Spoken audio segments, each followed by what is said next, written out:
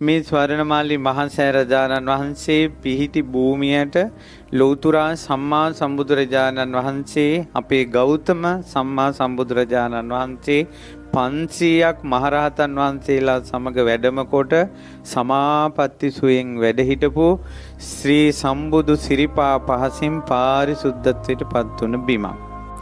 ඊළඟට බුදුරජාණන් වහන්සේ මොහොතේ මෙතන මහා ශාල කියලා දිව්‍ය පුත්‍රයෙකුට කියා හිටිනවා. දිව්‍ය පුත්‍රය අනාගතයේ භාග්‍යතුන් වහන්සේගේ වැඩිමනක් ධාතු තැන්පත් මහා සෑය ඉදිවෙන්නේ මෙතන ගාමිණී අභය කියලා පින්වන්තෙක් පහළ වෙලා ස්තූපේ කරවනවා. මේ භූමියට මහා කස්සප මහරහතන් වහන්සේ වැඩම කළා. මේ භූමියට සාරිපුත්ත මහ මුනිදුන් මුගලන් මහ මුනිදුන් වැඩම කළා. ඉතින් මහා කස්සප මහරහතන් වහන්සේට මේ කාරණා හොඳට මතක හිටියා. ඉතින් බුදුරජාණන් වහන්සේ ලංකාවට වඩිනකොට එවකට මේ භූමියේ මිනිසුන් නැහැ. ඉතින් මේ භූමිය බුදුරජාණන් වහන්සේ වෙනුවෙන් වෙන් වෙච්ච භූමියක් විදිහට කටුරොහොල් ඇති වෙලා කාටවත් අපිරිසිදු කරන්න බැරි විදිහට මේ භූමිය වෙන් වෙලා තිබුණා. මිහිඳු මහරහතන් වහන්සේගේ වචනේ මිහිඳු මහරහතන් වහන්සේ සපු මල් අරගෙන දේවානම්පියතිස්ස රජුරු ඉදිරියේ මේ භූමියට ඉස්සා මේ පොළොව කම්පා වුණා. ස්වාමිනී අයි පොළොව සෙලුනේ. මහරජා අනාගතේ මහා ස්තූපයක් ඉදි වෙනවා මෙතන. තුන් ලෝකේටම අසදෘස ස්තූපය. ඉතින් ස්වාමිනී මම කරන්න නෑ. ඔබට ගොඩක් කටයුතු තියෙනවා. ඔබගේ මුණුබුරෙක් ඉන්නවා ගාමිණී අබේ කියලා අනාගතේ. එතුමා තමයි මේ ස්තූපය කරවන්නේ. අන්නේ විස්තරي ලියලා මේ කණුවක හිටවලා තමයි දේවානම්පියතිස්ස රජුරෝ මේ භූමිය වෙන් කළා තිබ්බේ. ඉතින් දුටුගැමුණු මහරජුරෝ තමයි 28ක් යුද්ධ ජය අරගෙන මේ අනුරාධපුරයට පැමිණ බෝධීන් වහන්සේ වන්දනා කළ එනකොට අශ්වයා තමන්ගේ පාලනයෙන් ගිලිහිලා ඒ අශ්වයා කැලෑ වැදුනා මේ පැත්තට.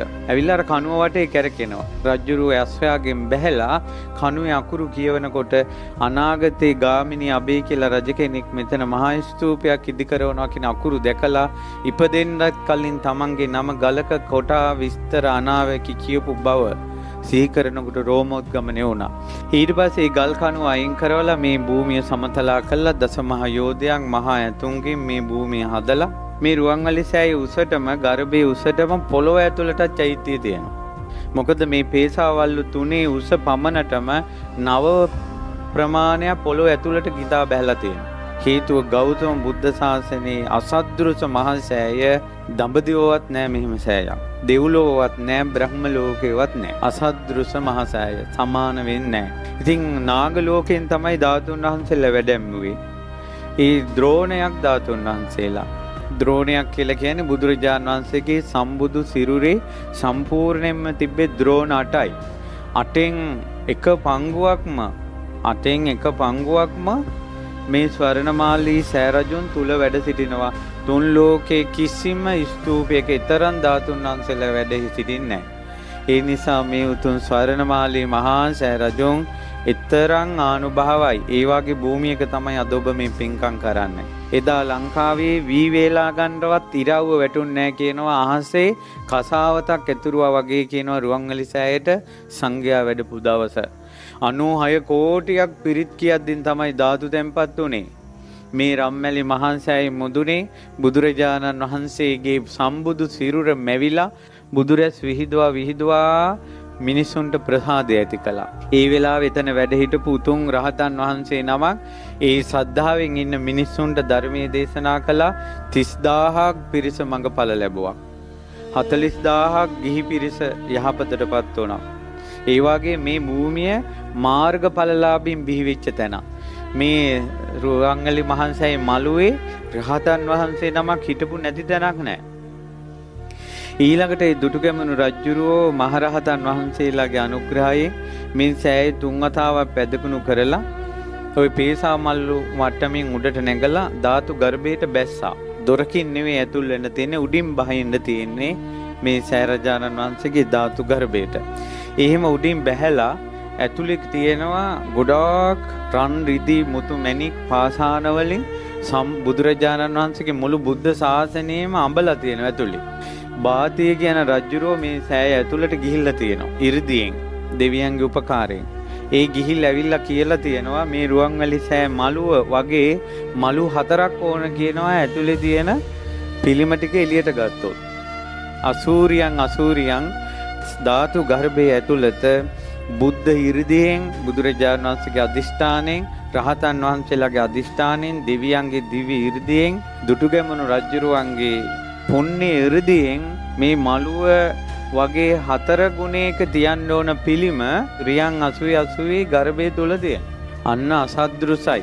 එවැනි වූ සුවිසල් නිර්මාණයක් සහිත ධාතු ගර්භයක් තුන් ලෝකේ කොහෙවත් නැහැ. ඒකයි රුවන්වැලි මහසෑය අසද්දෘසයි කියන්නේ. ඊළඟට රුවන්වැලි මහසෑයේ තව අසද්දෘස බවක් තියෙනවා. ඒ තමයි රුවන්වැලි සෑයේ මැද මැණික් වලින් බෝධීන් වහන්සේ මේ නිර්මාණය කරලා ඒ බෝධීන් වහන්සේගේ වටේ රත්තරණින් කරපු බුදු පිළිම 16ක් තියෙනවා. ඒ බුදු පිළිමයක් කෙලින්ම ඉස්සරහා සෑයේ මෙහෙම මැදින් කෙලින්ම පේශාවල් වලින් ඉස්සරහා අපි ඇවිදින මළුවේ සිරිපතුලක් තියලා තියෙනවා. ඒකට සෑයේ වටේට සිරිපතුල් 16ක්. ඒ සිරිපතුල් 16 තියෙන්නේ ධාතු ගර්භේ නිර්මාණය කරනකොට ප්‍රතිමා 16ක් සෑය ඇතුලේ තියෙනවා. ඒ ප්‍රතිමාව කෙලින්ම තමයි මළුවේ සිරිපතුලක් තියලා තියෙන්නේ. ඒ සිරිපතුලට වැන්දම ප්‍රතිමාවට වඳින විදියට. මේ රුවන්වැලි සෑ මළුවේ ඇතුලේ මැණික් ගල් 4ක් තියෙනවා. මේ ලෝකේ කිසි කෙනෙකුට මිල කරන්න බෑ මේ මැණික් ගල් 4. මේ සෑය ඇතුලට ෆෑසර් 4ක් දැම්මා වගේ එළියයි ඒ මැණික් ගල් 4 මුල්ලේ තියලා තියෙනවා. ඒක ගණන් හදන්න දුටුගැමුණු රජුරන්ගේ කාලෙවත් ඒ ගල් 4ට ගණන් හදන්න බෑ කියනවා. අදටත් ධාතු වංශේ තියෙනවා රුවන්වැලි සෑය ඇතුලේ තියෙන මේ මැණික් ගල් 4 වටිනාකම ඒ රජ කාලෙවත් ගණන් හදන්න බෑ කියලා. ඊළඟට දුටුගැමුණු රජුරෝ සක්දෙවිඳුගේ කරඬුවේ ධාතු ද්‍රෝණයක් ධාතුන් වහන්සේලා ඇතුලේ පැදකුණු කරලා අදිෂ්ඨානයක් කළා මේ උතුම් සෑරජානන් වහන්සේ බොහෝ දෙනාට සිත සල්සන බව සත්‍ය නම් අපි බොහෝ පින් රැස් කරගත්ත බව සත්‍ය නම් මගේ ශ්‍රද්ධාව සත්‍ය නම් මේ ධාතුන් වහන්සේලා කරඬුවේ තියෙන්නේ නැතුව ධාතුන් වහන්සේලා එළියට ඇවිල්ලා බුදුරජාණන් වහන්සේගේ රූපේ මැවෙන්න ඕන කියලා. අර ධාතුන් වහන්සේලා කරඬුවෙන් උඩට මතුවෙලා බුදුරජාණන් වහන්සේගේ රූපේ ධාතුන් වහන්සේලාගෙන් සැකිල්ල හැදිලා 이르දියෙන් මස් නහර කෙස් පවා පිහිටියා. තුන් ලෝකෙම බුදුරජාණන් වහන්සේගේ රූපේ ඒ විදිහටම මැවිලා තියෙනවා ඇතුලේ මේ රුවන්වැලි මහා සෑරජානන් වහන්සේ තුල. ඇස්පිය හෙලන්නේ නැති මොහොත පමණයි තොල් පොට සංගල සොලවන්නේ නැති මොහොත පමණයි හුස්ම ගන්න නැති පමණයි එපමණකින් බුදුරජාණන් වහන්සේ පිරිනුවම් පාලා අර රූපේ විදිහටම රුවන්වැලි මහා සෑය ඇතුලේ තිබෙනවා. මේ බුදුරජාණන් වහන්සේ මුණ ගැහෙනවා වගේ එන්න සුදුසු තැන. ලංකාවේ මිනිස්සු බුදුරජාණන් වහන්සේ මුණ ගැහෙන්න එනවා නම් එන්න ඕන සුදුසු තැන තමයි ස්වර්ණමාලී මහා සෑරජාණන් වහන්සේ. තමන්ගේ ජීවිතේ ශෝක සංතාප නිවා ගන්න සුදුසු තැන. ඉතින් බොහෝ දෙවි දේවතාවුන් වහන්සේලා 330 පැයි මා මේ බණ කියන මොහොතේ පවා දෙවියන්ගේ දෙව්ලොව කෙනෙක් හෝ බඹලොව කෙනෙක් හෝ නාලොව කෙනෙක් හෝ මනුලොව කෙනෙක් හෝ අනිවාර්යෙන් සෑය වදිනවා. මේ රුවන්වැලි මහා සෑය හිසු නොවන මොහොතක් නැහැ. අපි රෑ 10ට ගේට්ටුව වැහුවට ඒ ගේට්ටු මිනිසුන්ට වැහුණට දෙවියන්ට බඹුන්ට නාගයන්ට යකුන් රකුසන් ආදී කිසි කෙනෙකුට ඒක වැහෙන්නේ නැහැ.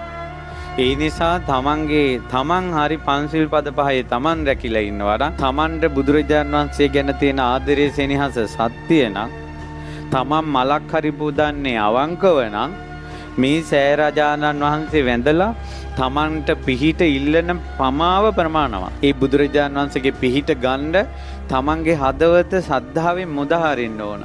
අවංක ශ්‍රද්ධාවක් තියෙන්න ඕන බොරුව නැතුව. ඊළඟට පන්සිල් පද පහවත් රකින්න මහන්සි ගන්න ඕන. අමාරුයි තමයි කරගන්න අමාරුයි. නමුත් අවංක මහන්සිය.